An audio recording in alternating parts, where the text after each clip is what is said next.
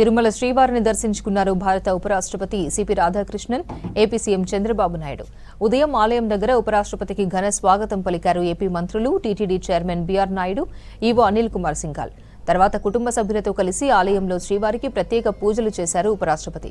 దర్శనం తర్వాత ఆలయ రంగనాయకుల మండపంలో రాధాకృష్ణన్కి టీటీడీ వేద పండితులు ఆశీర్వచనం చేశారు.